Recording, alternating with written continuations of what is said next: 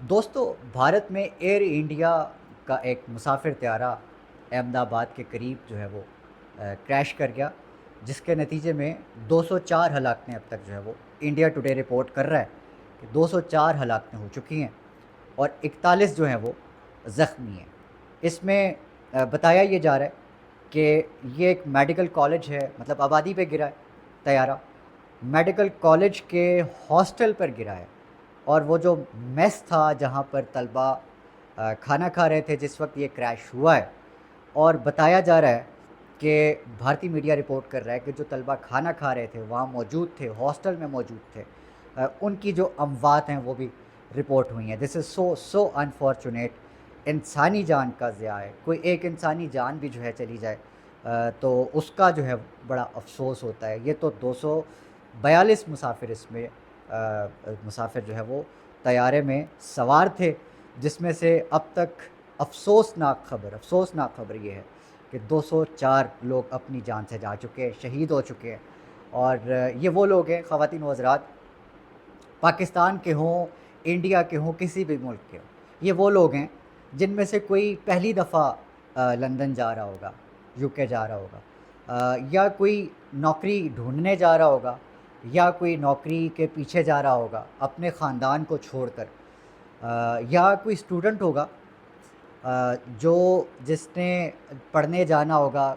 माँ बाप ने कैसे पैसे जोड़कर अपने बच्चों को बाहर भिजवाते हैं कि कोई बेहतर मुस्तकबिल हो बाहर बच्चों का।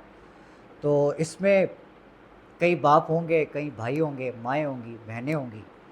तो ये 242 लोग नहीं हैं, 242 ख़ानदान हैं जो उजड़ गए हैं। तो इस पे जितना अफ़सोस किया जाए उतना कम है।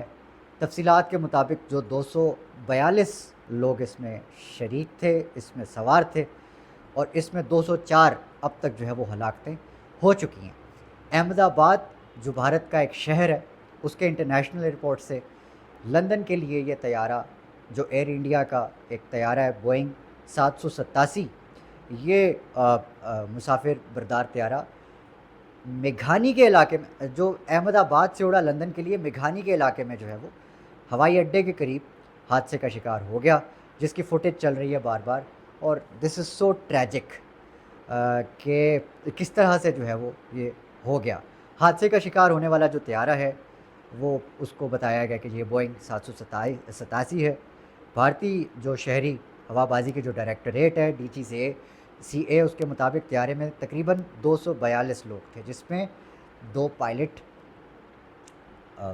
और जो 10 कैबिन क्रू है उनके अरकान शामिल थे। हलाकतें बहरहाल एक अफसोसनाक अमर है, और इसको सोशल मीडिया पे भी अगर हम देख रहे हैं कि कुछ लोग इसको भी तनकीद का निशाना बना रहे हैं, तो ये बड़ा अफसोसनाक है। मैंने ज़्यादातर लोगों को अफसोस करते ही देखा है, जिस पे अभी हमारे जो नवाज़ शरीफ साहब हैं उनको ट्रोल किया जा रहा है। किस बात के ऊपर? इस बात के ऊपर कि उन्होंने जो पहलगाम वाला मामला है उसके ऊपर पाकिस्तान और इंडिया के बीच में जंग छिड़ गई, एक लफ्ज़ नहीं बोले इंडिया के ख़िलाफ़, एक लफ्ज़ नहीं बोले मोदी के ख़िलाफ़, एक ट्वीट नहीं आया, एक बयान नहीं दिया नवाज़ शरीफ साहब ने, ना उनकी बेटी वज़ीर आला पंजाब ने, और ना वज़ीर आज़म पाकिस्तान शहबाज शरीफ साहब ने। उनका एक आधा बयान शायद आ गया हो, लेकिन मोदी के ख़िलाफ़ एक लफ्ज़ नहीं बोले। तो मोदी सरकार की एक ये नाअहली भी आ गई सामने। राफ़ेल तैयारा गिरने की तो चलें, एक वो तो एक जंग की सिचुएशन थी, तो मोदी सरकार को अब ज़रा अपने जो एयर सिस्टम है उसको भी देखना चाहिए कि ये हादसे क्यों हो रहे हैं, शहरी क्यों मर रहे हैं, ये किसकी ज़िम्मेदारी है? ये मोदी सरकार की ज़िम्मेदारी है। ये उस वक्त जितनी भी हुकूमत है वहाँ पर जो एयर का इदारा है पूरे का पूरा, जो एयर फोर्स का और जो एविएशन का है, इसकी ज़िम्मेदारी है। तो ये प्रॉब होना चाहिए, इस पे पता लगाना चाहिए कि ये हुआ कैसे, इन्वेस्टिगेशन होनी चाहिए इस पूरे के ऊपर। नवाज़ शरीफ साहब ने ट्वीट दागा, और वो ट्वीट बिल्कुल एक मुनासिब ट्वीट था, बिल्कुल एक स्टेट्समैन के तौर पे उन्हें देना चाहिए था कि उन्हें बड़ा अफसोस हुआ कि ये जो इंसानी जानों का ज़या हुआ है इस पूरे मामले में, وہ انڈیا کے ساتھ ہے، انڈیا کے عوام کے ساتھ ہے، بالکل ہونا چاہیے، لیکن نواز شریف صاحب کو پاکستان کے عوام کے ساتھ بھی ہونا چاہیے، خاص طور پہ جب بھارت جو ہے وہ پاکستان پہ حملہ کرتے ہیں۔ اور آپ نے دیکھا ہوگا اس پورے سچویشن میں نواز شریف صاحب یا شریف خاندان کے کسی بھی ایک شخص نے ایک لفظ نہیں بولا مودی کے خلاف، لیکن جب یہ پورے کا پورا معاملہ ڈن اینڈ ڈسٹڈ ہو گیا اور ٹرمپ صاحب کی ٹویٹ آ گئی کہ جی دونوں ممالک نے سیز فائر پہ ایگری کر لیا، فٹافٹ نواز شریف صاحب کی ایک ٹویٹ آتی ہے کہ جی دونوں ممالک کو مبارکباد، congratulations to the Pakistani people, اور یہ وہ سب۔ یہ ضرور کوئی نہ کوئی ایسی چیز ہے جس پہ لوگ سوال اٹھا رہے ہیں اور بجا اٹھا رہے ہیں کہ شریف خاندان، نواز شریف، ان کے جتنے بھی سننے میں تو یہ بھی آیا ہے کہ مریم نواز صاحبہ کے جو داماد ہیں ان کے، اور جو نواز شریف صاحب کے اپنے اثاثے ہیں انڈیا کے اندر، دبئی کے اندر ان کی میوچل انویسٹمنٹس ہیں، خاص طور پہ مودی سرکار، یہ جو مودی خاندان ہے ان کے ساتھ، اور دیگر جو وہاں پہ کاروباری شخصیات ہیں جو خاندان ہیں ان کے ساتھ۔ تو اس وقت ٹرول ہو رہے ہیں نواز شریف سوشل میڈیا کے اوپر، ٹھیک ہو رہے ہیں، غلط ہو رہے ہیں، آپ کی اس پہ رائے بڑی ضروری ہے۔